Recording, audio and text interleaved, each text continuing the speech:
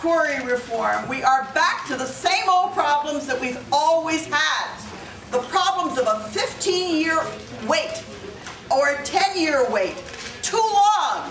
You have done the crime, you have done your time. It is time for you to go back and be a contributing member of society. Yeah! You don't want to be on welfare. No! You don't want to have to worry about what kind of housing you can get because you have a record. No! You don't want to worry about whether or not, if you've even gotten to the 15-year mark, whether they have sealed your record, because half the time they haven't sealed your record. No. And so you're still stuck.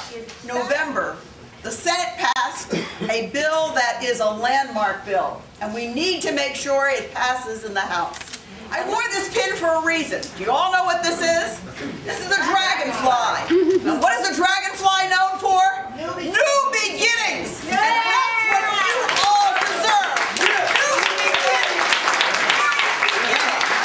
We can save money if we upgrade the CORI reporting system, make it fair, make the information that's relevant to the people who need to have it accessible, then have, raise some funding from that because it would be a good system, it'll be accurate, the information is accurate.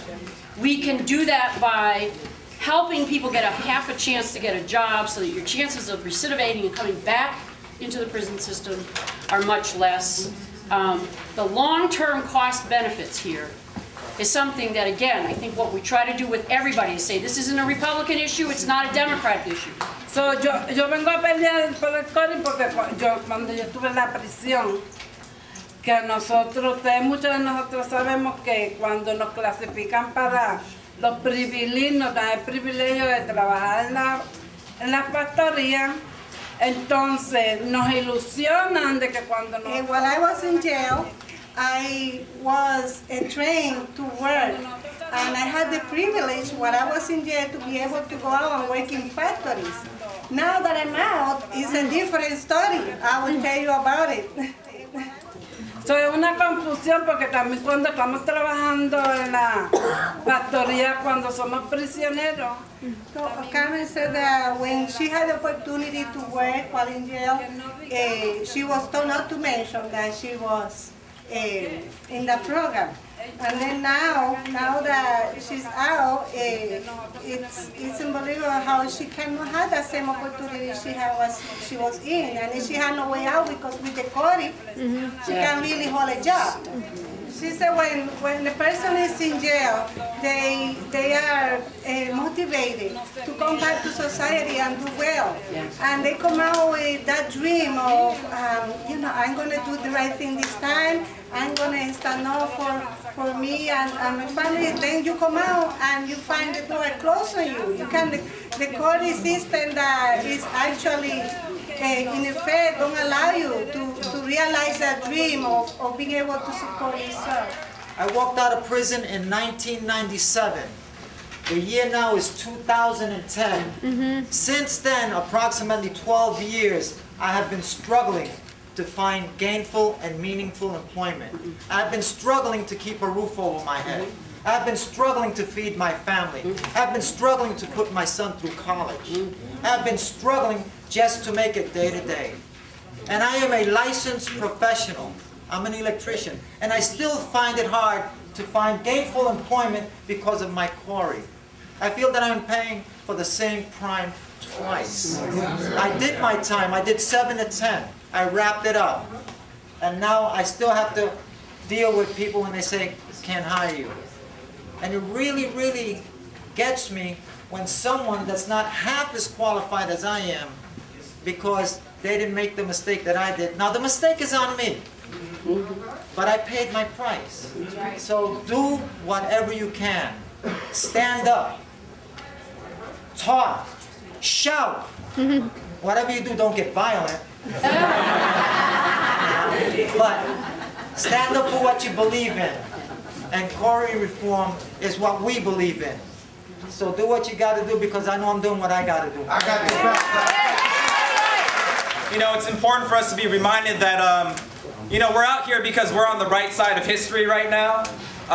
There are hundreds of thousands of people in this state who have CORIs, and you know, thousands of people have been silenced because they feel like it's all on them, it's all their fault. But we need to remember that someone was responsible for making these policies, right? This 15-year waiting period for felonies didn't come out of nowhere, right? Someone decided that if you made a mistake, after you pay your price, you're going to have to wait a whole decade and a half. It's up to us to say, this does not make sense, we need to make these changes, right? And that's why we're here today. Now, it's funny that I'm standing here talking to you guys today because I got out of prison 8 years ago today. 8 years ago today I got out of prison. I'm not going to say it was easy. I'm not going to say that the things that I did to go to prison were good, because they wasn't. I wouldn't have been in prison, right? But the one thing, prison is supposed to be made to kind of reform you, right? So a lot of people are not reformed, but there are those of us that are reformed. And when I walked out of prison, I walked out as a different person. And I walked out as a person who wanted to give back to my community, who wanted to make my community better, and who wanted to strive to do whatever they had to do. So I got with Acorn and I learned how to be an organizer. And a very good one at that.